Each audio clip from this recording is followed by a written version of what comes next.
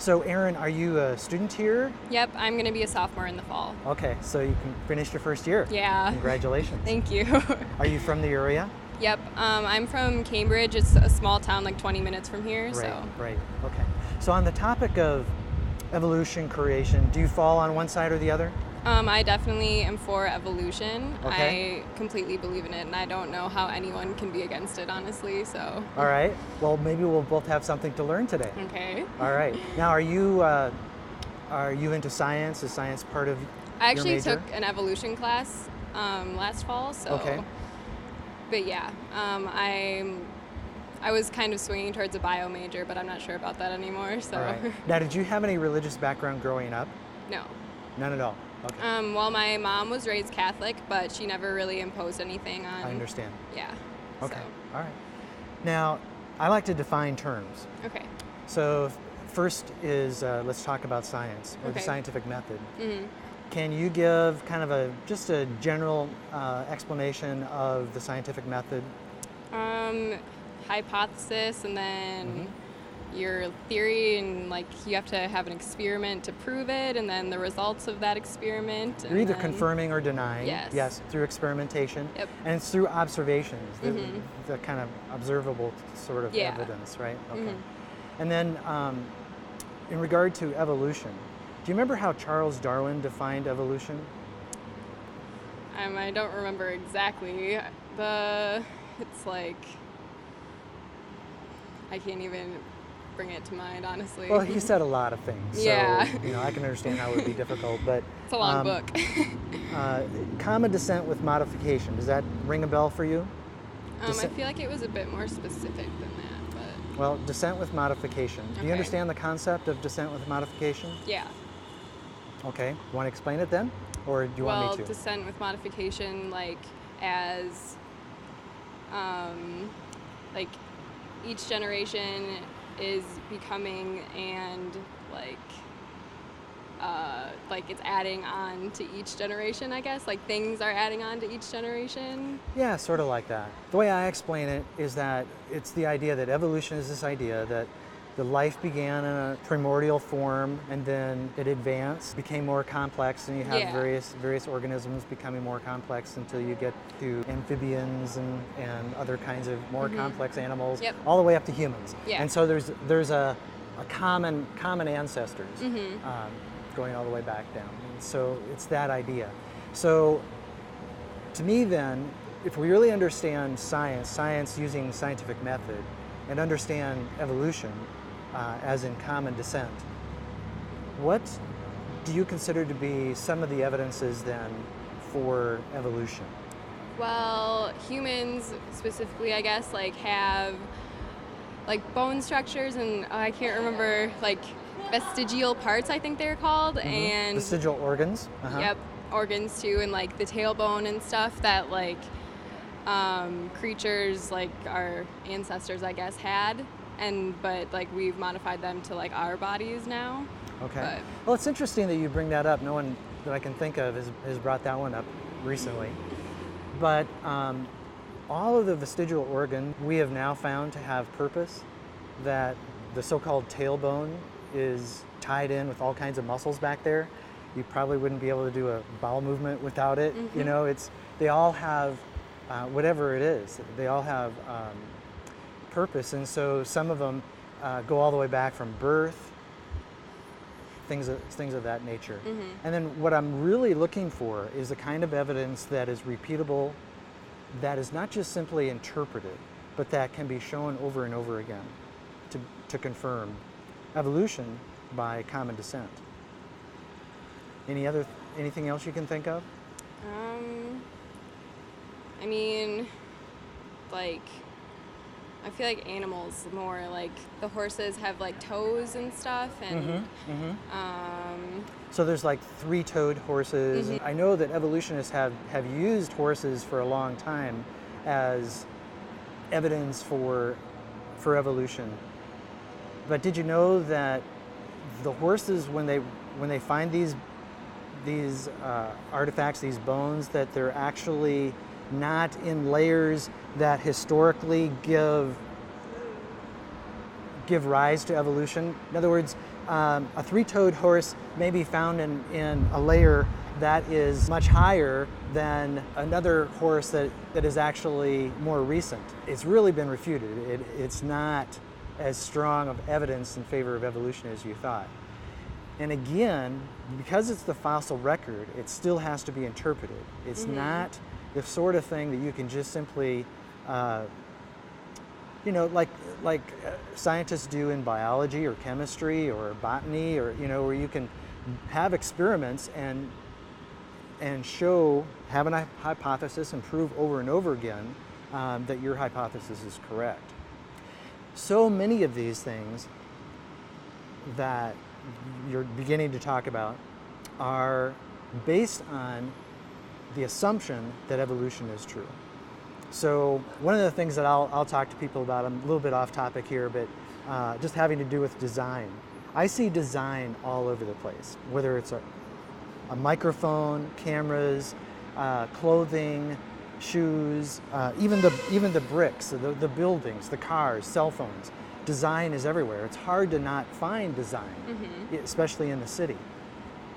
But when it comes to biological things, which are far more complex than anything humans have ever devised, in the university science classroom, the cause, what they assume to be the cause for biological things is what? What do you mean, the cause? It's assumed to be a natural cause, rather than a design cause. We know that design exists, but it's not even considered as an option. But I don't think, like, the design that it seems that you're pushing for is like someone had a greater plan, and I am pushing toward that, yes. Yep, that's absolutely. the vibe I got. But I mean, there's design, but I don't think it's like as was planned. Nailed down as that I think it is. Okay, well, I do have some articles that I want to leave with you, one of which is 5 evidences in favor of creation. So these are evidences that are repeatable and observable every single day. For example, the first one, information. There's an information scientist named Dr. Werner Gett, and he helps us understand that information, wherever we see it, is in 5 levels.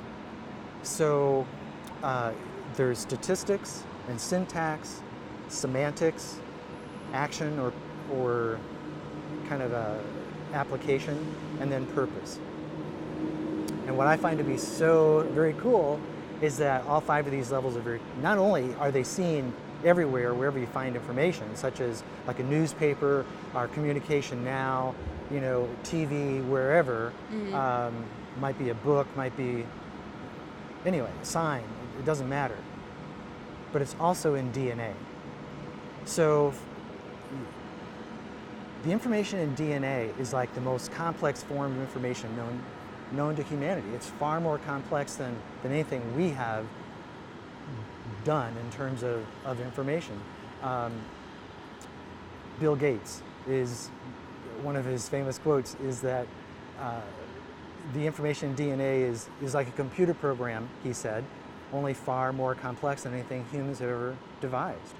It's extremely complex, and we're learning more and more how complex it is. I'm sure you've heard of, say, junk DNA. So 30 years ago, they considered the human genome, 98.5% of the human genome, to be junk DNA. And then just recently with the ENCODE project, they've overthrown that to come to realize that no, the vast majority of it, if not all of it, is actually functional. Go ahead, you were going to say something? Never mind, keep going. I lost my train of thought. Okay. So anyway, so there's these 5 levels. Let me talk about level number 2, which is syntax. Syntax is the idea of rules. And so in DNA, there's codons. Codons are made up of 3 nucleic acids. It's never 2, it's never 1, it's never 7, it's never 5, it's always 3. Now how could evolution, which has, or natural causes, no mind, no intelligence, how could it know when it got the right number? How could it devise the right number? How could it understand the right number? It knows nothing. It has no mind, no intelligence.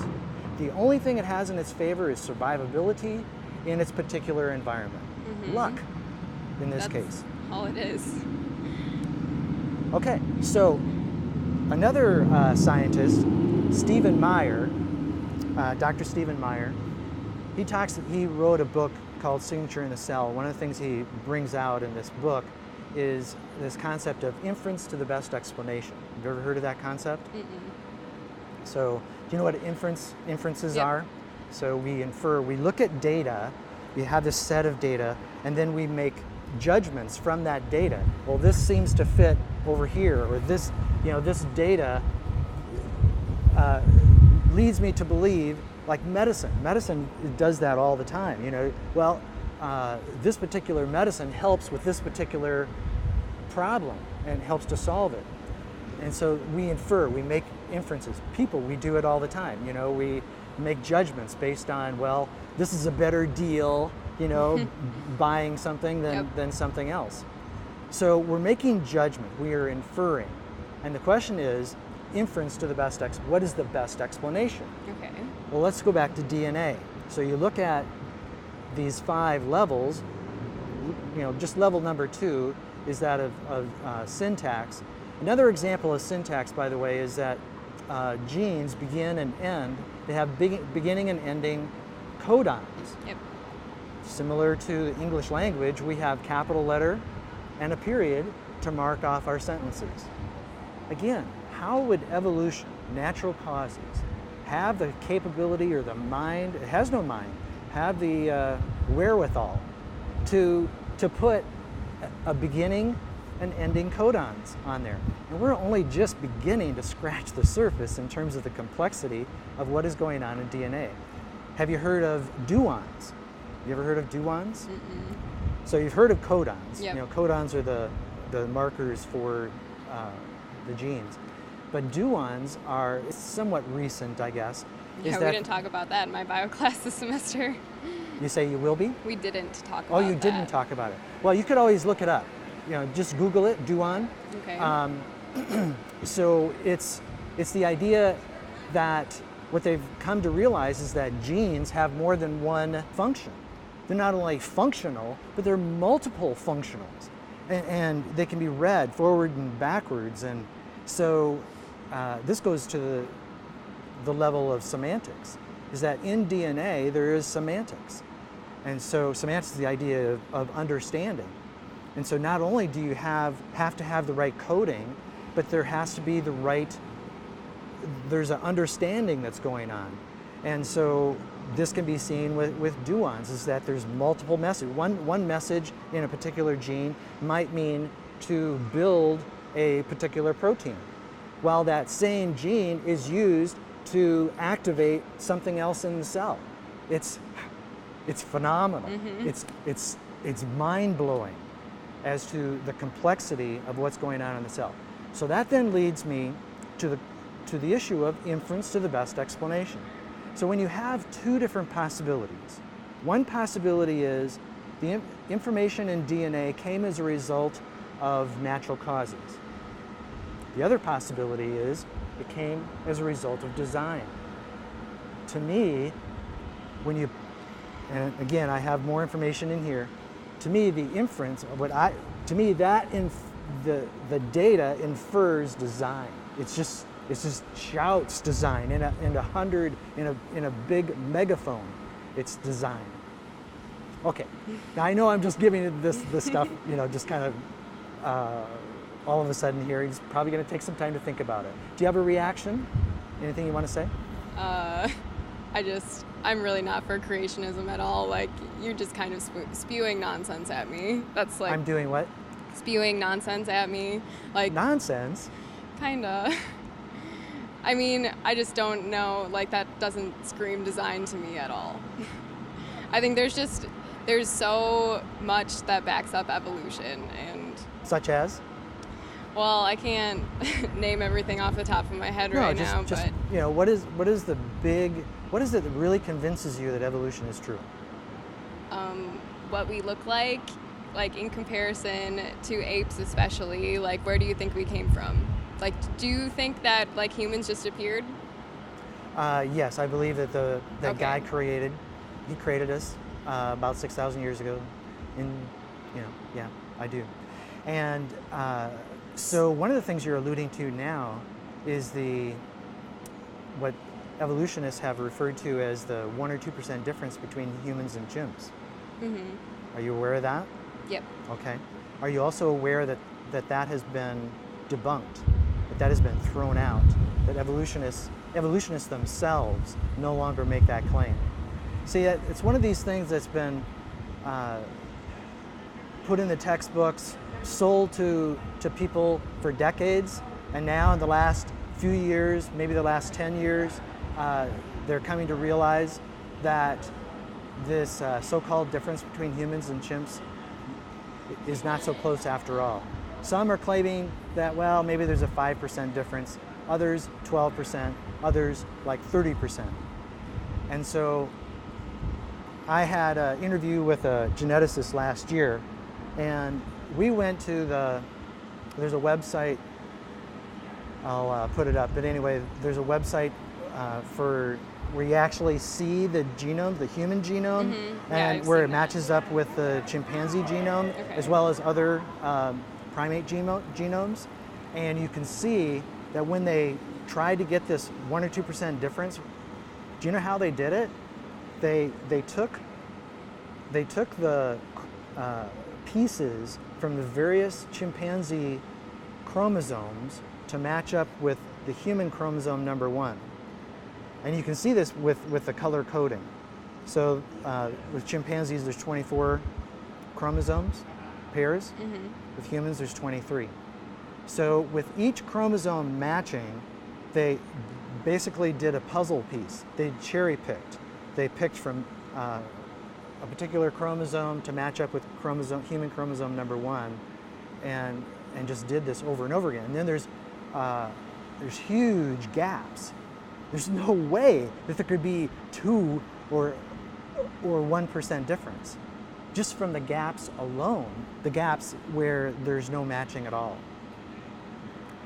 To me, it's just like, this is just not honest science when I was really looking at it for myself, looking at the data. So had you seen that? Have you seen any of this sort of evidence? Okay. But anyway, I don't really have anything else to add. So. Okay. Well, I appreciate your time. Can I go ahead and leave you with these items? No, thanks. That's okay. All right. Have a good day. Thanks.